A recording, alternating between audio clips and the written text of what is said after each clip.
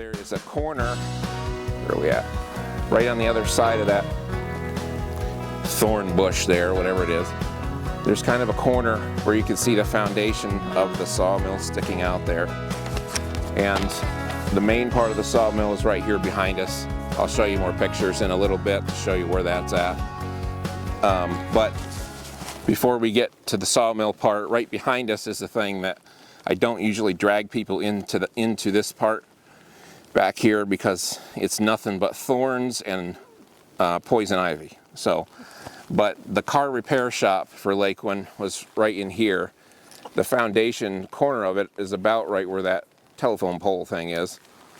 In the book there are pictured two trenches where people got down under the locomotive or the cars and worked underneath, and those are still back in the weeds there.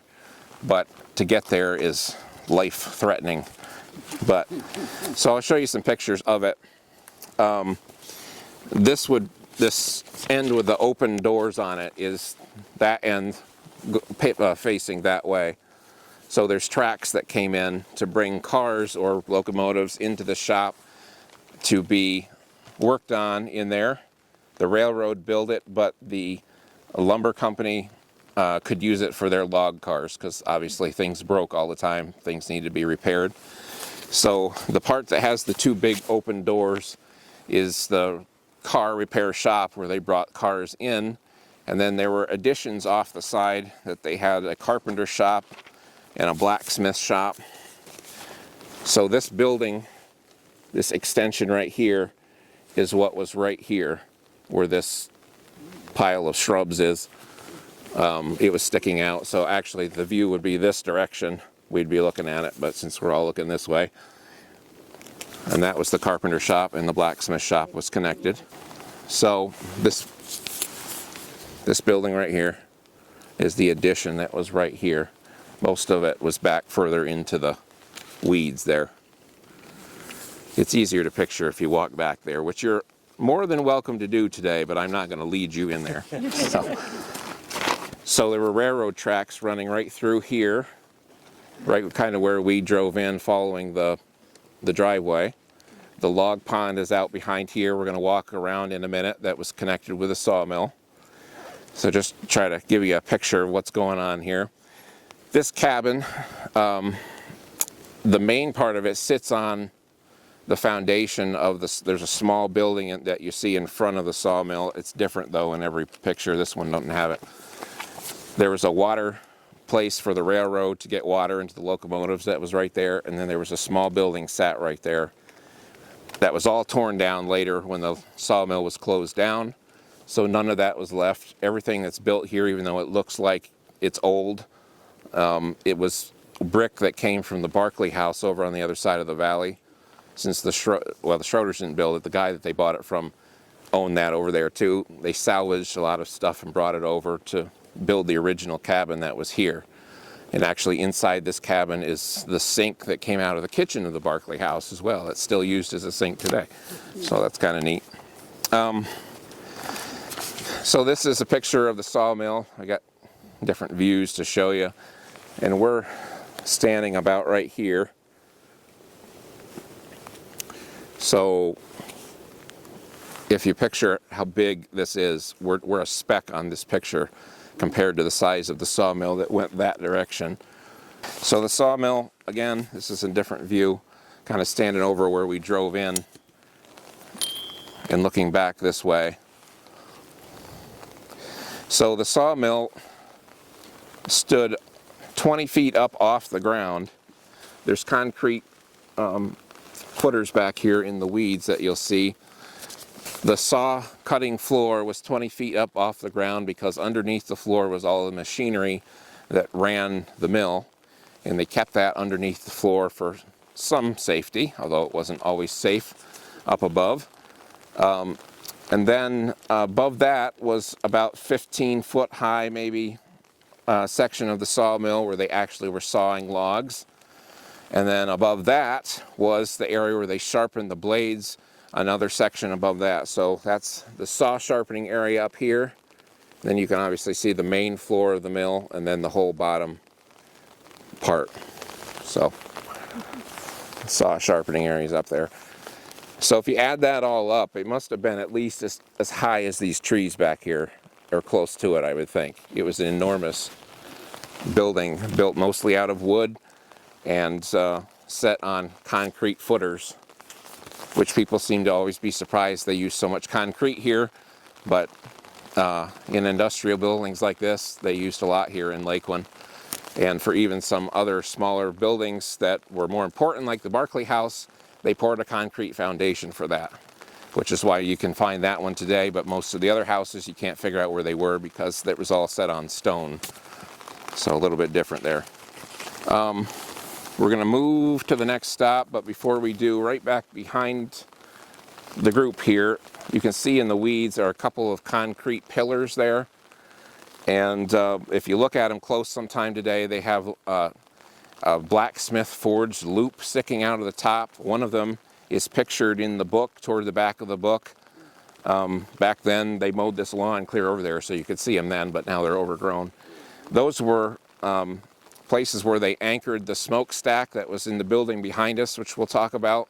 So they had guy wires coming down to connect there, and you'll see as we walk around, there's another one over there. There's several out in the field back here so that they would hold them in place as the smokestack, as you can see, was pretty tall in these pictures. So they had to have some kind of support, but you'll see anything that has a loop sticking out of it, that's what that was intended to be for.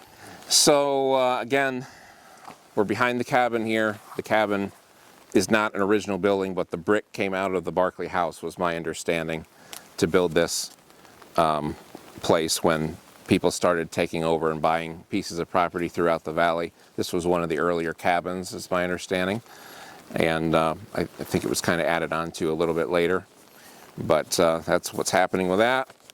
So this behind me is the log pond. We're going to be walking around here next, and so we're right in an area where we probably would have been hit by a log if we were here back when this lumber mill was in operation. This is a picture, this was taken when the mill shut down actually, so the water's gone out of the log pond. But this shows the end of the mill that would have been right here on the edge of the log pond. So actually the view is looking this direction, but so right here behind us, they had what was called a jack slip that pulled logs up into the mill. That's this kind of ramp that sticks down from the mill down into the pond. So there was enough water in the pond that the logs could be rolled off the cars just by gravity, basically, when they pulled in with a train. Up along this upper side of the log pond is where that occurred.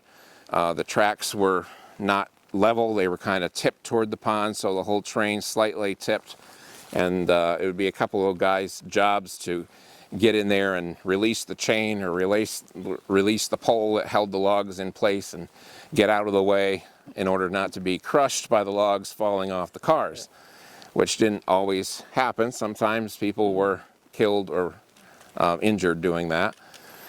And so the logs would fall into the water, they would splash in there, and they would get cleaned off by floating in the water, and the water would help be able to push the logs toward the mill a lot easier. This picture here is actually taken about where we're standing, looking that way out over the log pond, and it's full of logs in this picture. There is a pipe running through here. That was a steam pipe where they pumped hot steam into the pond to keep it from freezing in the wintertime. It's sitting on a concrete pier out here, and that concrete pier is right out here. You'll see it as we walk down this path. That's the only thing left, but that tells you about where that is. If you want to compare the photo and what's there now, that's the thing that marks where that was at. I think there's another, this building right over here behind the mill, this part right here, which is totally overgrown, right up to the side of where that tower of stone and brick is, this was the sawmill area. And the sawmill also had extensions later on out into this area too, but that piece back there is part of this stone building that was called the powerhouse, and that's what had the steam engine in it and the boilers in there to provide the steam, to provide the power that ran the line shaft that ran under the mill and all the pulleys that ran up through to run all the machinery upstairs. That building was there. It was built out of stone, so it would be fireproof, and it had two sections. One section had the steam engine, the coreless steam engine in the front. The last time we had a tour here, you could walk right over there and look at it, but it's grown up a lot since then. But right over next to it, kind of to the right of where you see the tower, is the foundation still of where the steam engine sat, and the bolts are still sticking up where the steam engine was bolted down. There's pictures in the book of that up close if you want to know what that looks like. Those are in there. And then kind of behind that tower are where the boilers were at. On your map you can kind of see an outline of that building, and it shows you the kind of shaded in dark the boilers that are in there. So as lumber came into the mill, or logs came into the mill, and they went through the saw blade, the sawdust was collected from that and sent straight into that building, dropped into the boilers. And this is wet wood, so it burned it anyway. And so the smoke coming out of the smokestack was dark, was black, and all kinds of nastiness. But it made what they needed for heat to heat the water for the boiler and all, and to run the steam engine next door. So it was kind of a big circle that went on here. They used the leftover from the lumber to help make the energy, to help run the mill, which sawed the lumber, and kind of went in a big circle. So they didn't use coal or anything to do any of that. It was all provided for them. It was kind of ingenious, I guess, at the time to do something like that. Most of this stone building, the floor was kind of up in this area. Most of it had a wooden floor, except for the places where the equipment was bolted down, and that's the only part that's left, are those footers for that. This is the steam engine that was in that first room right there, with asbestos around the pipes on the top. So it was meant to be a fireproof building, so fire wouldn't spread in case there was ever a problem here. Most of these places in the valley are built out of wood, and so if a fire spread into the mill, that would have been a horrific thing. Everything in the mill is wood, and including the product they're making, obviously, and all the buildings and houses around, and then they've got forest land beyond, and so fire was a big issue up here. So they made that building fireproof. So we're stopping here in the rain, and there's really nothing to see, but we walked all the way out here because, first of all, we walked past the end of the log pond now, and so if we were looking back, this is the view looking back that way we just came from, that you would have seen the log pond on the right, and we're standing on the railroad that ran right alongside the left side of the log pond, which is shown right here. So if you would have walked out into this area when Laquin was here, you would have seen the ends of the stave mill drying sheds, which are the long sheds that you see in the picture right in the middle of town, would have been right out in here, and the hub and veneer plant right out on this end of them, right down here in the trees. There's no foundation of any of that stuff now. And the hub and veneer plant closed down, was the first one to close, so there wasn't anything much left of that when it closed anyway. So that kind of gives you an idea anyway in the picture of the town where we're at. So this is a picture of a locomotive sitting right here next to the log pond, and the photographer probably was right over here in the trees looking back at them. This, if you continued on down that way, the bridge is further on down that goes across the Shider Creek. Right where the bridge is, the railroad tracks split there, and there were tracks that came around the backside of the stave mill and then continued on down right through here, on down to the other log pond. If you look closely in some of the pictures, you'll kind of see that in there. The passenger line was further over by the road. It ran right alongside the road and down to the depot. So the tracks down here are specifically for the lumber company to use to move logs down to the mill usually going this way unless they were bringing them up from below, but if they're right here, they're usually coming from that direction. I zoomed way in on a picture of the valley. We started down here, and now we're kind of up in this area in these trees. So I told you about the drying sheds. So we're kind of up here. And then down below, I don't have any pictures of it, but if you look in the pictures of the town overall, you'll see houses down over here. Up behind the stave mill, it was the jungle. That's where the Italians and all those people live, immigrant families, but others moved and lived down here. So there were just random houses down over on this flat along the Shider, all the way down behind this log pond as well. There's really not any good pictures that show any of that because it wasn't really that important for people to take pictures of. But you can see them in the pictures showing the overall town. This is a picture showing looking that direction almost. The boarding house for the hub and veneer plant was down here on the other side of the plant, and that's what this corner of this building is. You can see the car repair shop in the middle, way back where we started, and then some other buildings here. So this is the corner of the boarding house. It was right down this direction. All right, so we're going to turn around, and we're going to go to the next stop. So first of all, before we talk about what's behind me, I'll talk about what's behind you. And that is the other side of the power plant there for the sawmill. There's pictures of this that I put in the book. So one of them specifically is this angle looking at that tower there.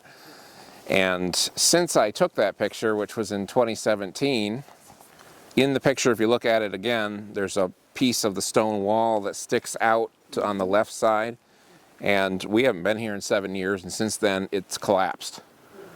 So good thing I took a picture, I guess, because it's not there now. Things are slowly going away even since I was a kid. So, but you can see it a little bit better now. The building was there. What all you're seeing is the footers of the steam engine that sat to the left of that tower thing. The tower was not a tower really, it was part of the boiler room. And after the Laquin Lumber Company shut down, Central Pennsylvania Lumber Company continued running the mill for several years before they shut down. When they came in originally, which was 1913, they built a second smokestack for that building. There was one that was on the other end of it. That was where the main smokestack was. But they inserted a second one and poured that base that's solid concrete and then built brick.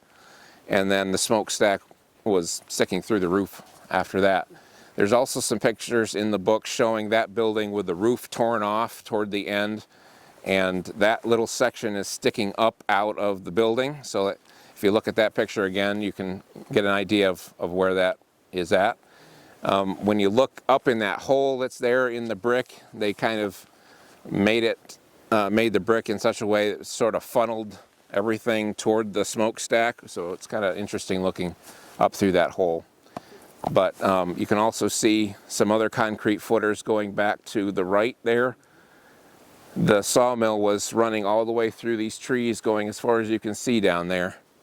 And we're going to be walking toward kind of around the end of where it was in a little bit. But all through these trees, the reason these trees basically are here is because there's concrete chunks everywhere all through there. On the overall picture of the town, that's usually taken from that way looking back this way, the sawmill is sort of connected to the Kindling wood plant, which is behind me. There was a conveyor that came out here, and anything sawed off from the boards that was not part of the lumber, it was just scraps, came out here to be cut up and used as kindling wood. So there was a conveyor that connected the two together. Again, there was railroad tracks running through here to bring the product out of here from the kindling wood mill. And so we're standing in the middle of huge buildings that used to sit here. So it's hard to explain it now, but that's where we are. So behind me is the kindling wood mill, the first building. There's two buildings. We'll see the footers for the second one as we walk. The first one is here, and there's parts of it that are missing as far as the foundation goes. It was actually had a bigger footprint than what's here now. What we're seeing behind us are the boilers, which is immediately behind me.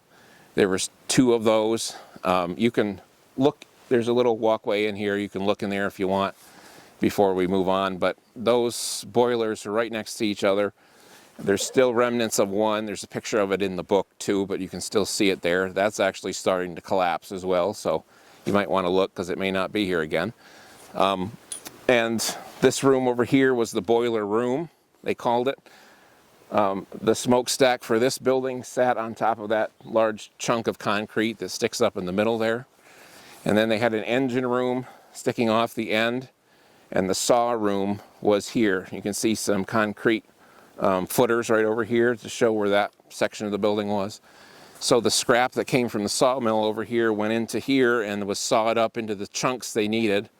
Kindling wood was sent off to city tenements for people to throw in their kitchen wood stoves to start their fire every morning. That's the purpose of this factory.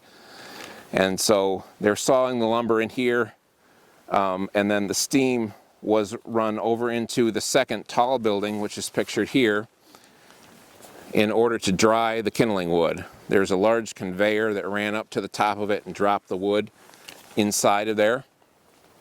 This is when they were building that building. And this is the scene, or the view showed most often.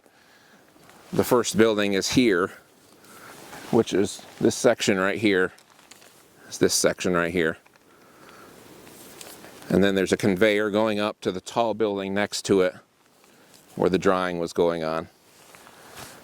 So the tall building burned down several times because they had steam pipes in there to produce the hot temperatures to dry the kindling wood. But the whole building overall was built of wood. So it caught on fire many times, and there's stories in the Ghost Lumbertown book about some of the fires that happened here, and some more in the book that I did. But so this was rebuilt several times and was back up within a couple weeks of burning. So imagine rebuilding. That's a huge building to rebuild. This view is looking from over by the creek, looking back at the building. It gives you a little better view of the little conveyor that connects the 2 buildings together. This was a place where teenagers and women would get a job, usually working in the plant that was the taller building next that we'll see, because you had to take the pieces of kindling and bundle them together in a press and then tie a rope, put a tag on. So that was usually done by teenage kids wanting jobs after work, or women trying to make some extra money for their family would all work there. And they ran a machine that looked like this in this next building that we'll be at. And I'll explain more of it when we get there.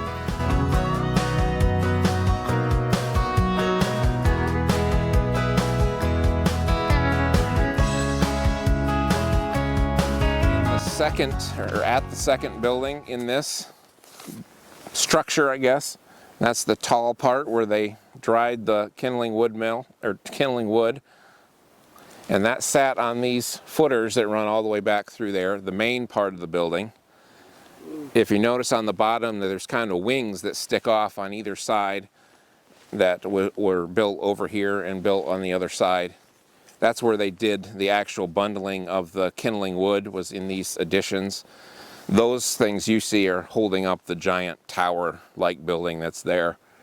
And so we're right along the creek again, and they would have used water probably for their steam engines and stuff, but also they had firefighting pipe running under the ground. They had water plumbed through here so that when these fires occurred in either mill, they already had hydrants all ready to go all through the lumber yard, all around this mill, that they could fight fire with, unless it was in the wintertime when everything froze and they had a hard time doing that. But I'm pretty sure that underground, all through this area, all that pipe is probably still there. I doubt anyone dug all that up in the end. But on your map there, that purpose of that map, that's actually part of a larger map. The purpose of that was to show the firefighting, the hydrant system water lines running through the town. So you'll see lines kind of running around. If you enlarge it, you'll see that there's hydrant locations marked, and there's places where they had hose carts in buildings ready to go. And so it was a pretty elaborate process for firefighting that they had here. Before we move on, this is an interesting picture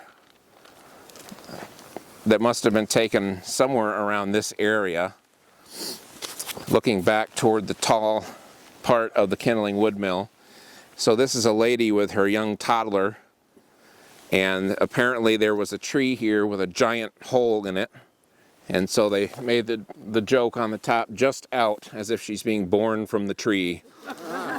But it was taken in this direction, looking back toward the mill in the background, so that was out of the Barkley family's stuff.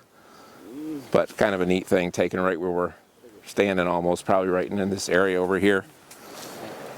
Okay, so we're just stopping here quickly to talk a little bit about Shider Creek, which we're beside. One of the reasons that we're here in this valley at this place is the Shider's running along the edge. So again, they needed the water. When this was an operating town, a lot of the people that have been interviewed over the years said that the water was black. They couldn't see the stones at the bottom. It was just solid black, because the chemical plant is on the other end of the valley, and they discharged whatever into the creek. And that's pretty much how any chemical plant operated back then, so it wasn't just that one. That was what you did. And so whatever was floating down the creek was filling up the creek. So you couldn't get your drinking water out of the creek, but the immigrant families living further on up did their washing in the creek until such time as the stave mill shut down and they could use the log pond there to do their washing at that point. There's a picture that I already showed you of the Kindling wood mill. This picture would be taken about where we are, looking back toward the Kindling wood mill. So we'd be looking in this direction, and you would see the tower sticking up right there. What's interesting about this picture, which this is in the green Barkley Mountain book too, if you want to look at it again, is what's in the water down here. You can see there's a lot more than water flowing through the creek at that, right down here actually, at that particular point in time. So whatever's floating in there probably came from the chemical plant, is my thought there. Right across the creek, there's a flat path that kind of runs down back and forth. They called that Lover's Lane. So that's where the boys took their girls on a walk. There was a footbridge at this end. There was a footbridge up, I think, kind of behind the log pond for the sawmill. Another one up about where the jungle area was, further up behind the stave mill. And then there was a wagon bridge further up around the bend, almost to where the bridge is now, that goes across the Shider up there. So there are a lot of places to get back and forth, but usually you could start at one end, go across, and walk up all the way through, and then cross back over on that. Some of the pictures show houses being over here. I don't see how that could even be possible. I should say that not pictures, but the painting shows houses, so I think that was some artist, whatever, that he just added in. But there were some on the other side further on up, but there's not much room here. The Shider has widened a little bit since then, but still, I don't know. You're still right on the edge. All right. By the way, Sam over here, our videographer today, painted a big painting in the museum, if you didn't notice it, in the big exhibit room there, of prehistoric times in LeRoy, basically. And so if you didn't get to see it today, come back to the museum on Saturdays and check it out. He did a fantastic job, and kind of correlates with the fossils that we have on display too. So we are at the end of the sawmill, and now we're getting into the area where the drying yard was for the lumber. So the view standing up on the dock for the sawmill, looking out over this valley, would look something like this, and then it expanded over time. So if you look over here, there's a good illustration of, there's a kind of an embankment there, and there's a little shallow area, and then another one here. If you look on Google Earth or something at this section, you can see all of these rail lines that ran in between the stacks of lumber. You can still see them in the ground all through this whole area. And so that's what you're looking at there. They stacked lumber off to the sides of these, I don't know what you would call them, docks or whatever. But these were built 20 feet in the air so that lumber coming out of the end of the mill was level with the mill. And then these guys fed a board at a time, hand stacked these piles 20 or 30 feet high on either side of the tracks going down through. So in this picture there's about 3 different, these are narrow gauge sets of tracks that are up on these. But as time went on, they expanded them in order to dry more, so they were almost right down next to the Schrader on that side, and then they continued on further that direction on that side. This is a picture after they kind of expanded the operation and built more of these going both directions. So imagine from here going all the way to the almost the end of the valley where we first came in was drying yards for the sawmill. So in that big painting I held up in the beginning, there's a lot of white boxes, it looks like, all the way down the one side. That illustrates piles of lumber that are drying all the way down through the end of the valley. Just huge amounts of lumber that they were sending out all over the northeastern United States. Don't really know where they were sending all of it. There is information in the Pennsylvania archives that came from the Barkley family that gives an idea of some places they were sending to, but my understanding it was all over the Northeast. So, and this was one of the larger sawmills in Pennsylvania when it was first built, at least. Looking up that direction, first of all, you can see those docks running out through, and then up above, houses all the way up over this hill kind of in the background here. It's hard to see now because it's covered by trees, but housing for the sawmill, the kindling wood employees, people working kind of in the downtown area of Laquin. These are up all over this side hill here. These are kind of nicer houses. These aren't immigrant houses. Those are down below. These are more of the nicer positions, family housing up in that area. We're going to turn around and we're going to go back and continue on. All right. So again, behind you is the sawmill. So we're standing right in front of it, very tall in the air.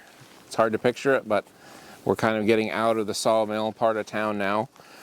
And we're stopping on the edge of the ball field. Behind me was the ball field, all the way going out to the road again. Home plate was out there.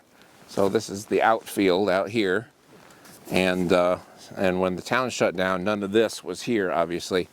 But I find that tree really interesting because that must have been growing shortly after they shut down.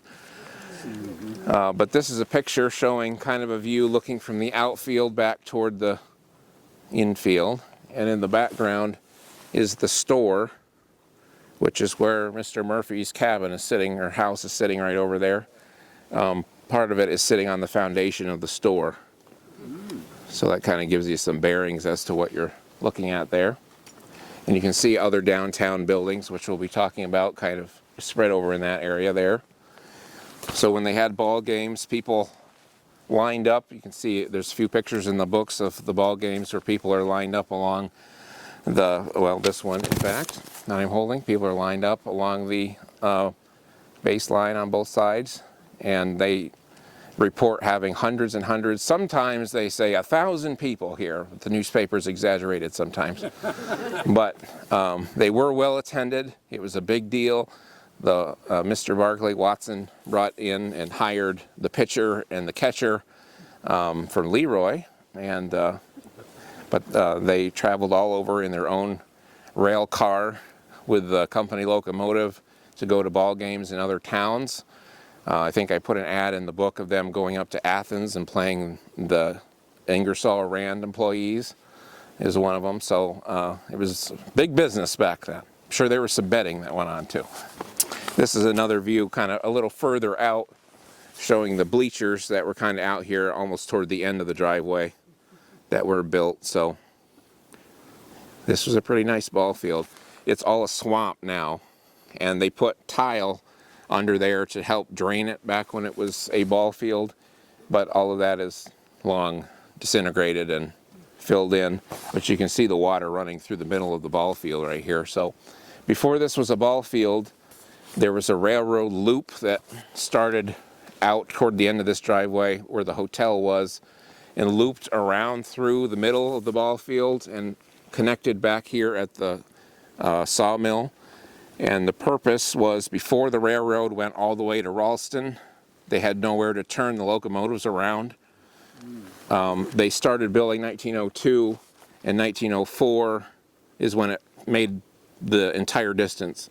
So they used the loop to turn things around, and then once that connection was made, and then they could go on and turn around other places, that was taken out and the ball field was put in. So in the book, I put two pictures, one over above the other, and you can see in the one picture the cars sitting on tracks right out here, and then the one below it, the ball field later with all the tracks ripped up and the loop gone. So that's kind of an interesting detail.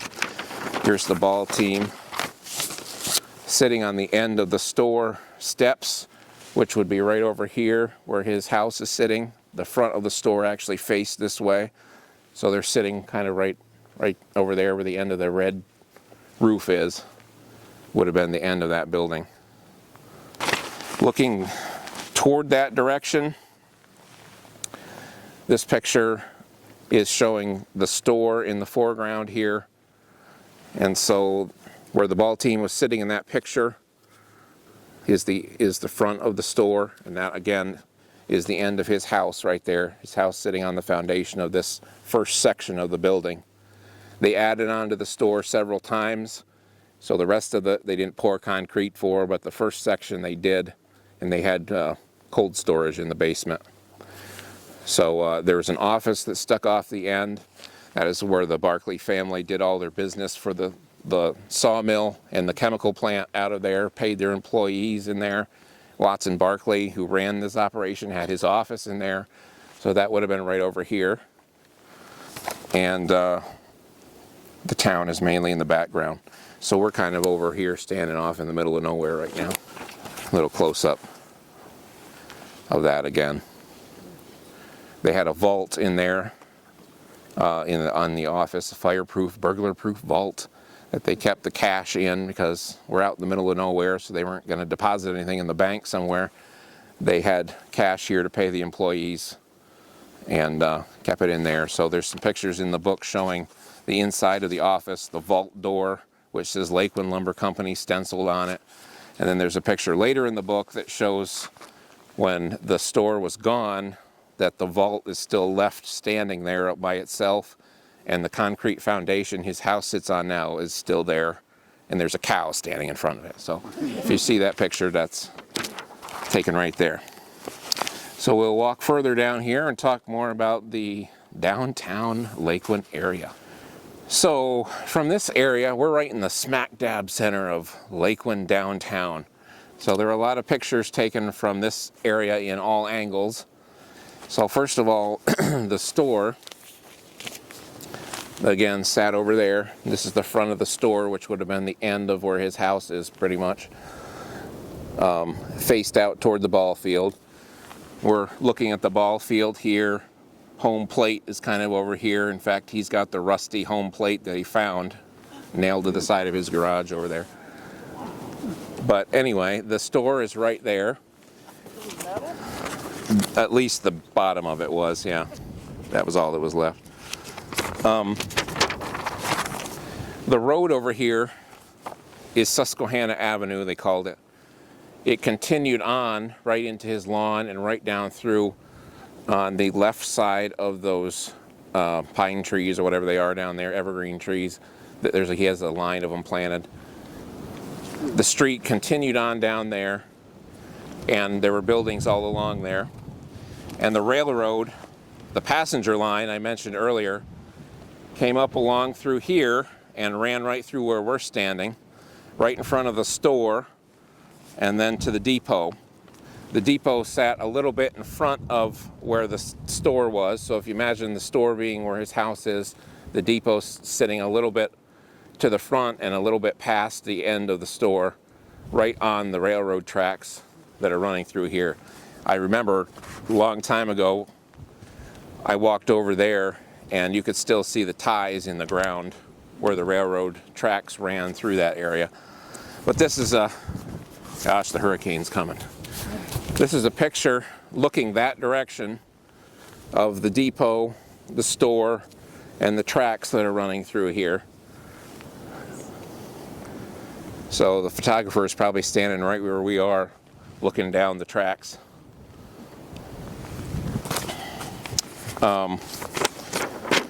This is a better picture of the depot that was right down here. The Susquehanna New York Railroad built that. So passengers coming to town here got on and off at this depot. But they called this the East Laquin Depot. And so this is why it's the East Laquin Tour, because there's two different ends to the valley, but the depot was on this end, so they specified East Laquin. Other tickets just said Laquin, but sometimes they specified. The depot had a loading area, so the cars could pull right up alongside and unload straight out of the car onto the docks, roll whatever they had for the store straight into the store building without having to take anything down off the car. They just rolled it straight where it had to go. There were doors over here in the store. There was access to the basement cold storage area. So it was all built up level so that they could do that very easily. And of course, being out in the middle of nowhere, everything that you lived on here for food and supplies all came in on the railroad and through that depot. On the Susquehanna New York Railroad, if you go down, you'll see Watson Street, right where the 10 is. Watson Street started up there where that curve is and ran right down the driveway here and sort of petered out as it got close to the sawmill down there. Named after Watson Barkley, of course, that ran this, that lived up on the hill. And then the next street down is LeRoy Street. That's the best street there. And if you continued following this down, the street went straight up over the hill there. When we came in, if you go back this road, turn this curve and continue over, there's another curve that you go around before you get down to the Shider again and then leave town. The curve that's up there is where LeRoy Street came down and met the railroad depot. So that used to connect to Carbon Run. So that originally wasn't there, but was built early on in the town and was used to bring ice and things down from Mud Pond at Carbon Run and other things in the past. So that really went right up over the hill, and then there were other streets that went off to each side of that street where there was housing going up the hill there. So that's what this picture is. Looking up LeRoy Street. They had switchback narrow gauge locomotive that brought cars down, back and forth, down to the outside of town, loaded it on the railroad, and then either the railroad used it or they sent it on down to the chemical plant, because the chemical plant used it to burn their stoves in. There were miner houses that were outside of town that the coal miners lived in. They got on those cars in the morning and rode them all the way up the mountain to the mines and worked up there and then rode them back down, and their families lived down here otherwise. At the bottom of LeRoy Street and intersecting Susquehanna Avenue, somewhere out there past that yellow tree, but further on, probably down toward the end of those evergreen trees there, was the original schoolhouse. It sat on the corner. So that was the school for grades 1 through 3. It was built out of a actual house that was built for a family, but ended up, they had so many families coming, they needed a school, and they turned that into a school to start with. And as more families came, they needed to build another school, which we'll be at later. But this remained as grades 1 through 3 until the population got so small that they ended up combining into the larger school later. This is a picture that is most often seen. It's in the Ghost Lumber Town book, looking up Susquehanna Avenue. So we're standing right here looking at it. The restaurant was down this side of that school I just talked about, so it was just right down here. The hotel was right here, this 3-story hotel. The post office was right here in this area, kind of on the corner. The road's changed a little bit, but it's right behind us. And then continuing up, this is the post office, the hotel, and the restaurant. And then continuing up, you can't see the Barkley house in this picture, but that would be next. The Baptist church further on up, the Methodist church, and the advanced school further up there. So that's a popular picture of Laquin, but we're standing right in the middle of where that picture was taken. So looking at those buildings individually, the restaurant, again, just down the way. The restaurant had an ice cream parlor on one side, a restaurant on the other side. They had a pool room in the back for men only. And in there they also sold hard cider and maybe some bootleg whiskey during Prohibition, if you knew how to ask for it, I guess. And so that was an interesting place. On the second floor they had an Oddfellows Hall. They had their elections up there. Town meetings were up there, dances for the school, graduations for the school. There was a stage up there, and all of that was done right over there. Next to that, the next one down, probably just off his lawn, right straight over here, was a photographer's shop, and he had a studio there. This is where C.H. Crum, whose name appears on a lot of these pictures, he did glass plate negatives, and he had a studio in there. There's a window in the roof which provided light for his portrait settings, that he could take pictures of you if you wanted. But he took a lot of pictures of the town, and a lot of these pictures are ones he took. Mr. Barkley hired him to go around and take pictures of the lumbering operation as well. And there were other photographers that did this too, but Crum was well known. He married a girl from LeRoy, from the Mott family, and so he was really from LeRoy. But that was his little studio there. Next to that is the hotel, which is right here. There's just a few little concrete chunks in those weeds there that show where the hotel was. This would be standing over there looking back at it. So the hotel was 3 stories, 36 rooms. It had indoor toilets, which was very unusual. Most people here had outhouses. There was a kitchen downstairs, a bar, dining room, all sorts of things. Offices for the family that ran it, and there were actually additions off the back as well. Some of you from Canton area might remember Marie O'Hara, who was Marie Lloyd. It was her maiden name. She was born in a house right up behind the hotel here, and she was on our board. This is why I mentioned that. She's passed away now. She lived in a house, her family did, right up behind the hotel. Her mother worked in the hotel, her father worked over in the sawmill, and she was born here and was here until 2 years old when they moved off the mountain. But for those of you that know Marie O'Hara, she was pretty well known in the Canton area. That's where she was born. Kind of from the vantage point that we are at, looking that way, is the hotel. So it had a wraparound porch off from this side and the front there. Good view of the railroad passing, the street passing in front of it. There's a picture of a locomotive taken right here, parked right in front of the station and the hotel.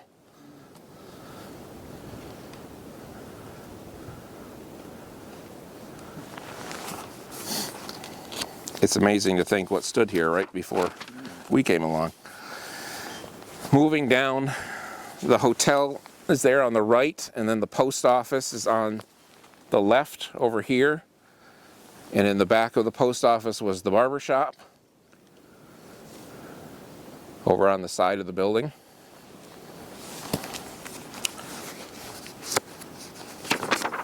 lot of pictures taken from this spot. Again, the post office.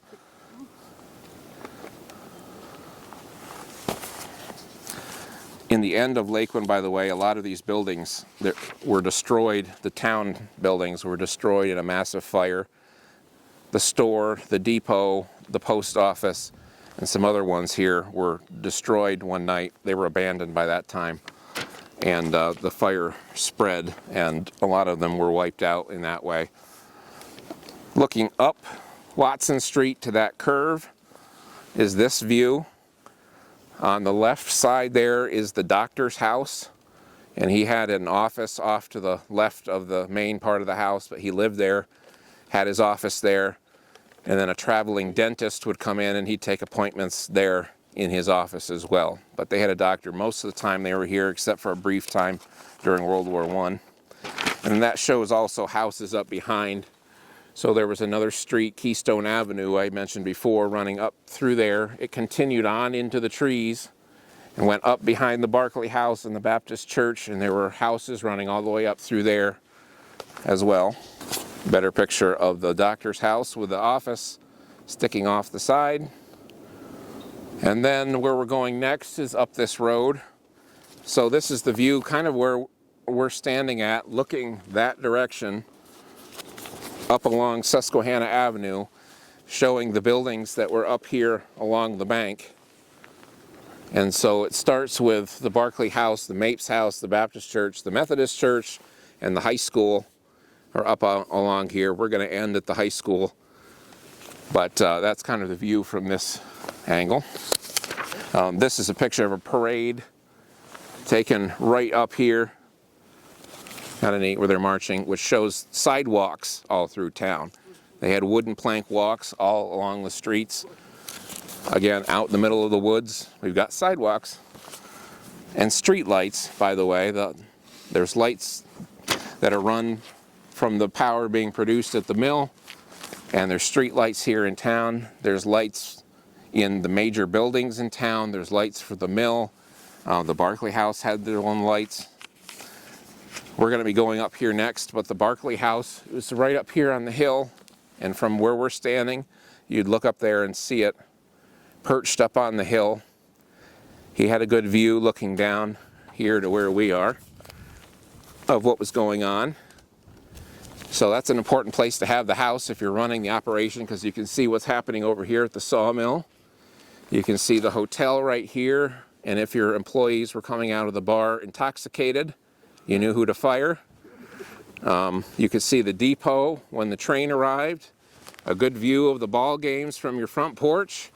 That's a perfect place for a house in Laquin. All right, so we're gonna go walking into the woods now. Okay, so we came up from the road that was down below. The steps were built up, wooden steps that came up.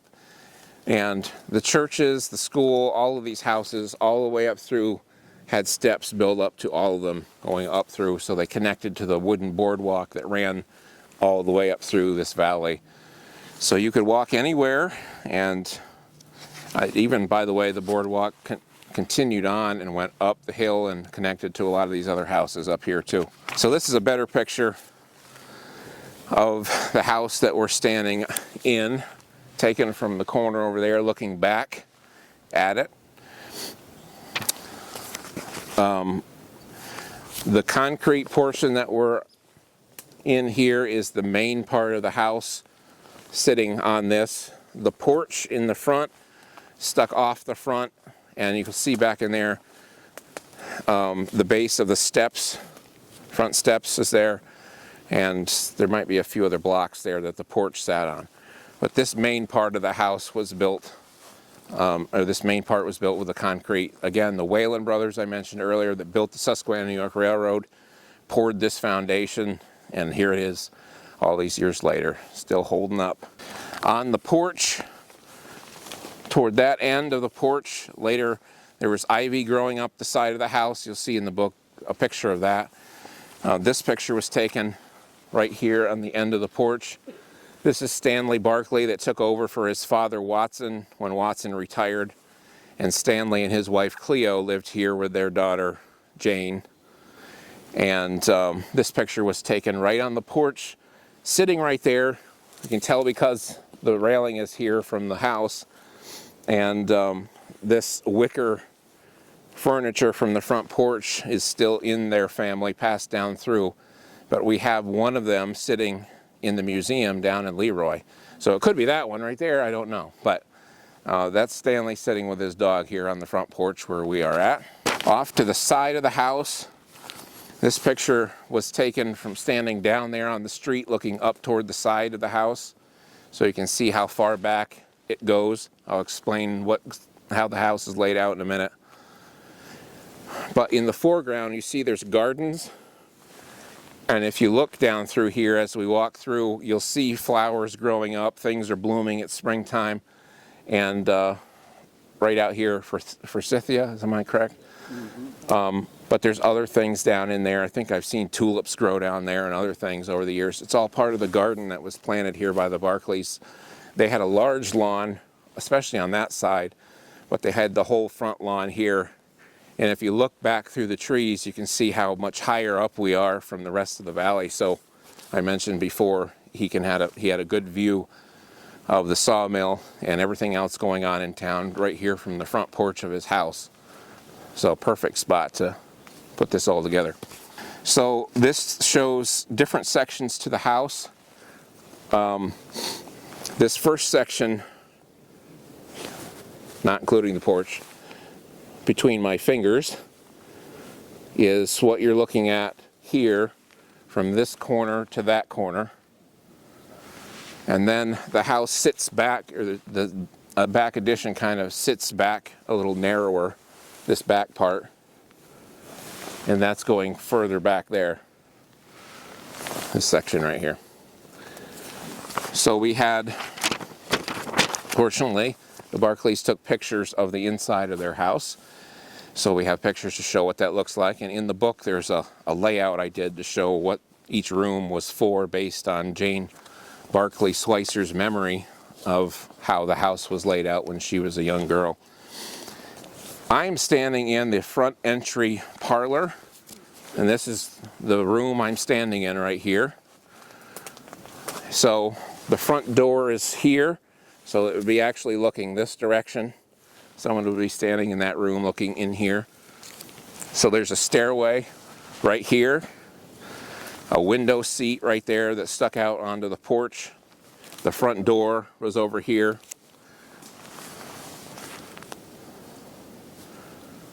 And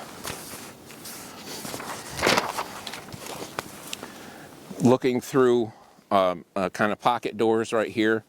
Actually had curtains, sorry, but basic idea. Looking through there into the next room was this room.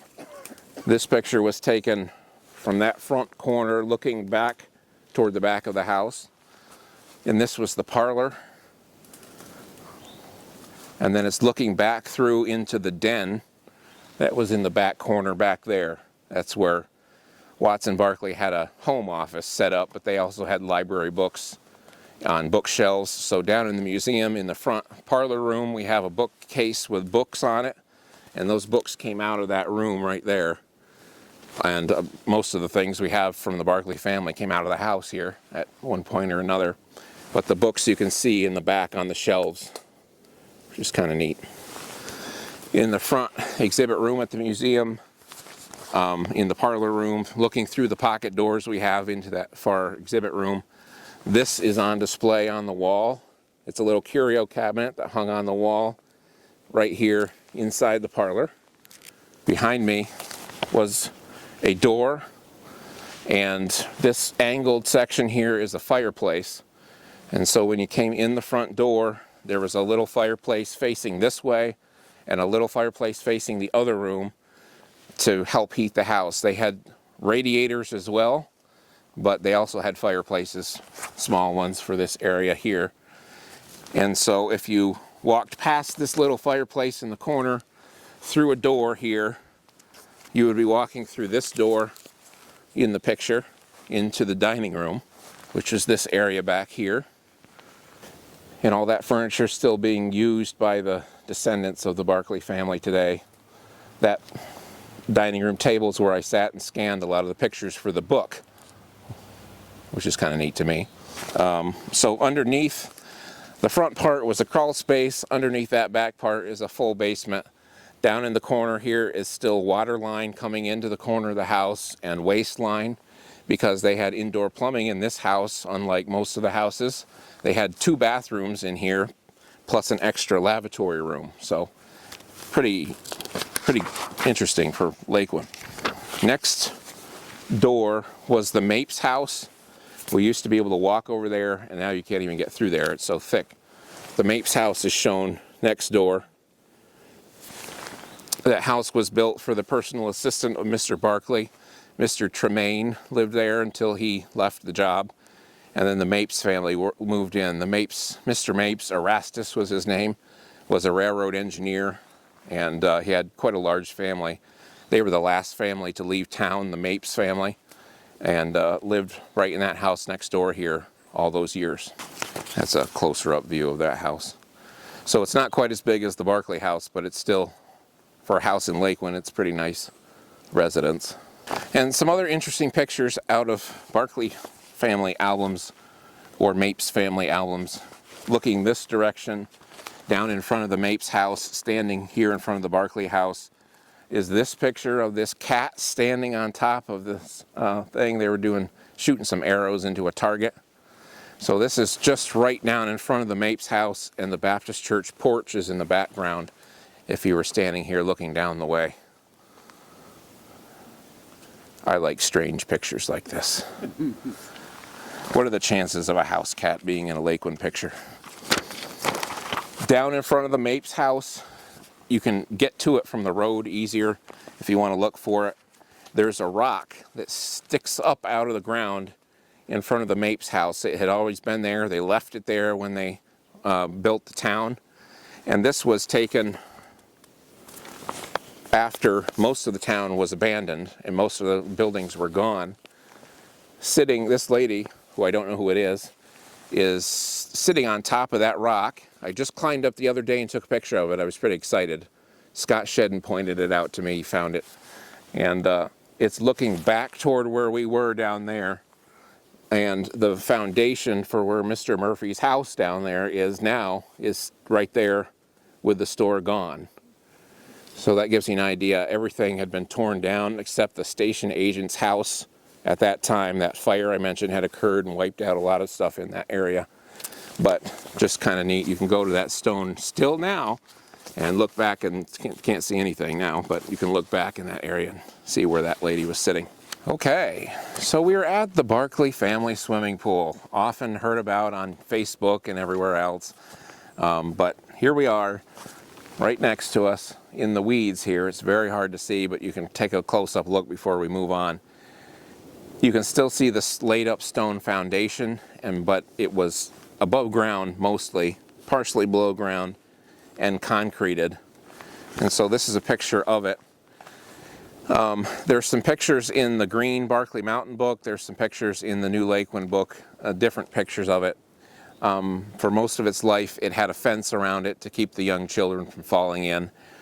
But the interesting thing about the pictures of the pool is that in the background is a tree that Y's off right there, and it's still over here, this big giant tree, although it's dead and rotted and most of it's broken away, but it's still there in the background. So someone stood up at the upper end of the pool and shot looking back that way to get this picture, and the girls are on this end of the pool in that picture. So pretty neat. And I don't know about the water in it. As you can see, water flows down through here, and this is always muddy back here. I don't know if a spring fed the water in there, but I'm kind of thinking it was built here for that reason, because every time I've been out in this area, it's always muddy right here. They also had, in later years, when Stanley and his wife lived here, they bought a swing set for their daughter Jane and her friends, and that was put down in this area somewhere. This is a manufacturer's picture of the swing set that was put down here. So this stood out to me when I first saw it because the same exact swing set was down at the LeRoy School, where it's the community building now, out back for many years. I remember playing on it, and it had this same arrangement, only switched backwards, and had the teeter-totter on there and everything. So, and it was bought about the same time that that school was built. So it might have come from the same company, I don't know, but I always thought that was interesting. It was meant to be for a school, basically, but it was purchased for, I guess, Jane and her friends, I would say. And so we know that that was back in this area because of a few pictures taken of the kids playing on it. This one you can't see too well, but that's a good picture of it. Right kind of back here, I think maybe toward the end of the swimming pool. But this one shows the slide off the end.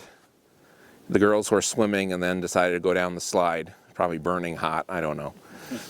But in the background you can see the back street and the houses that were running up behind here. So that's kind of how I figured out where that was, probably somewhere around the pool area here. So when they left, the Barkley family left here at the end, they took everything with them from out of the house, leftover stock from the store that they had not sold. There's several of those things on display down at the museum. They tore down the swing set and took it with them, and it sits in a barn down there below Jersey Shore now. It's still there today. Kind of interesting. So we're going to move on to the church. We're going to skip the Mapes house because it's completely covered in briars, and then come around the back side of the Baptist church next. So we are at the Baptist church. This is a picture of it, only you're looking at it backwards, but this is the Baptist church. There's two porches sticking off the front. The foundation you can see for the one on the corner where the belfry was. It's over there. And then there's one that sticks off the front over here. Back at the museum in the church exhibit is the cornerstone for this building, which wasn't in the corner and had no real purpose other than just to be a cornerstone because this was all poured concrete. So it was stuck in the middle of the foundation and was still there when they tore the house or tore the church down. It was moved down onto the back porch of the Schroeder cabin that we were at, and there it sat for years and years until the museum made an arrangement to take it down and put it in the museum. The only inside picture I've seen of the church is this picture, which came out of a newspaper, which is so pixelated it's hard to see, but this picture would be standing back there looking in this direction, showing the pews, which were curved, and the pulpit in this area right here, and then this section sticking off to the side. They had folding doors for a Sunday school area there. These pews are in the Faith Baptist Church outside of Canton now, so you can go sit in them even to this day. They were moved out of here and moved down to the East Granville Church after this closed, and were there for years until that church closed. That was the church that got destroyed by the tornado, 2000 whatever, not long ago. The pulpit that's in this picture is at the museum as well. And this building had leaded stained glass windows, which were paid for by the lumber camps around here. Members of the church went around to the lumber camps and gathered donations to buy the stained glass windows that were in here. I don't know what became of the windows today. The building, when it was torn down, was taken with the Barkley family down to below Jersey Shore, where they moved to, and they used it to build a tenant house right across the road from their house, and that house is still there today, still owned by another member of the Barkley family. So the wood still survives from this building. In the later years of Laquin, this became a Presbyterian church. The Methodist church we'll be at next is right down the way a little bit. That church closed down first. Those people joined here, and they all decided to change to Presbyterian, and here they were until the end, until it closed. This is a picture showing the church and what's in between us here and the next stop, which were 3 houses here on the hill, on this hillside, and the cabin next door is sitting basically on where a few of those houses now or used to be. So that's what we're going to walk past next. But if you want to look at the porches out front here, help yourself. They made the foundation such that it looks like laid block, but they used some kind of a form to make it. It's just poured concrete, but they made some kind of a form up to make it look like laid block on the front side from the street, not on the back side. So if you want to take a look at that, help yourself, and then we'll move toward the final stop. All right, so we have made it to number 15 on your map. At the last stop I showed you, we were walking by 3 houses. So the farthest house over here is sitting about where Jack and Judy Eddy's cabin sits now. And then where they dug up for their driveway, 2 other houses sat between that house and the Baptist church where we were just at. And so in some pictures, those houses are not there. In other pictures, they are. Sometimes all 3, sometimes 1. So I don't know exactly when all of them were built, but one of them was the one closest over here was Ernest Smith's house. He was one of the men that worked for Mr. Barkley for many years as a stenographer in the office. His picture is in the book, in the office picture of the Laquin Lumber Company. He's sitting in a chair in that picture. He lived in that house right there. So next to the houses, that's that house again, right here. And next to that house is the Methodist church, which is where we are at here. And so the Methodist church, you can see the foundation blocks of that. It's bigger than what you're looking at right here. But first of all, here's a picture from looking down there up toward the Methodist church. So it was pretty nice. The first church to close in town and was torn down long before anyone left. This picture is taken from over on this side looking back and shows you what this thing here is. You can see the concrete down here. It is the furnace room, boiler room, whatever they had down underneath the floor of the sanctuary. And they had an outdoor entrance to it right here. So maybe we'd call it a Bilko door today, you'd put there. But they had wooden doors that covered that. It's been filled in later on. The rest of the building sat on these little piers like this that go back through all the way to the bank. And there's a picture in the book taken up behind this church looking back at it with several teenagers lined up in a row. And I had never seen any picture showing the backside, so that was surprising to find that. But it shows that the building was built literally into the bank, and those teenagers are standing up on the hill a lot higher than what we are now down here. So this rest of this foundation is just wooden covered. So this is just the corner that you're seeing here, and it extended out further that direction and all the way back to the bank. And this is the Ladies' Aid Society of the Methodist Church, Methodist Episcopal Church this actually was, taken over here on the corner. So the main entrance to the church was over on that corner. This is sort of around the side of the church. This is inside the church, looking that direction. So there's a window in the back that is kind of distinctive looking. So there's a few pictures of the inside of the church in the book, but this is all decorated up for some occasion there. And then next door is the school, or you might call it the high school, as they call it sometimes. There's a stone foundation there completely covered in briars, and this is a picture of that building. So it was a 4-room school, 2 large rooms on each floor with a center hallway and stairway. They had one room was set up to conduct scientific experiments for the kids. They had a scout troop in Laquin. They met here. Several other groups used the school as well. Later years, there was an addition added on the front to cover the front door. And then the school did catch on fire once, and there's a story in the book about the school catching on fire and a bucket brigade being set up because the firefighting system could not reach up here on the hill. So they had to have a bucket brigade down over the hill, down to where the fire water lines were at, fill buckets, run up here, and put the fire out, and manage to save the school in that way. So the Laquin school existed right up to the very end of the town. Even though there weren't a lot of families left here, there were people living up on the mountain in the coal mines working.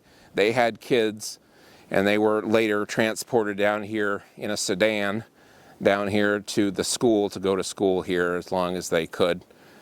In the book, I put memories from Jim Holcomb, who used to be a teacher in the Troy school.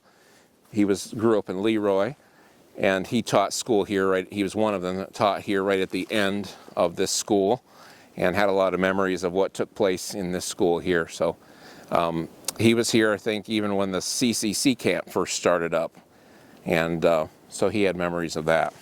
This is the inside of one of these classrooms that was right here. So lots of space in there. A lot of the immigrant children came up here and went to school, learned how to speak English. In here, there's a story in one of the books about a girl, I think it was Ruth Leonard, that was the teacher, remembered this, that one of the immigrant girls was trying to learn how to write her numbers, and they had wooden blackboards on the walls in here, just made out of 3 wide slats of wood painted black. And the chalk would get stuck in the crack between the boards and would make kind of a dot almost as the chalk collected. And this immigrant girl thought that the numbers should be written with a dot in them because that's how the teacher was writing them, until the teacher finally figured out what was going on and kind of corrected her that was what was going on. So that's kind of an interesting story. This was taken right down on the front steps, right down over the bank. Again, steps went down the bank from the school. Last picture. Down across the road, I mentioned this because when we first started doing walking tours, Ruth Road would come up. She lives down in Williamsport, and she always wanted us to tell this story when we got to this spot, so I still do it, even though she can't come on the tours anymore. This woman is Helen Rousseau, and she grew up in Laquin. There's stories about her. Her memories are in the Laquin book. And her mother sent her to school here one day, and she was sick, and her mother made her wear an asafoetida bag, I guess you pronounce it, around her neck, which was terribly smelly. So this rock sticks out of the bank right down below the school on the other side of the road. The township has done work on the road over the years, pushed the dirt back so it's pretty much covered, but I think it's still there. And she came to school one day and told Ruth many years later at a reunion that she would go down, put the asafoetida bag under the rock down there, come to school, and then at the end of the day go down there and get it, put it back on, and go home. So her mother thought she'd been wearing it all day. So that's pretty neat. So you can go look for that rock down there if you want to. And that's it. So there's a little overview of how the town of, at least this portion of the town of Laquin is laid out. Hopefully it's a little easier to understand parts of the book by seeing how things went together here and what you can see from different angles and different vantage points here. Thank you for coming out today. We've got cookies and things back where we started. Everyone's required to eat 20 cookies before you leave. Thank you for coming.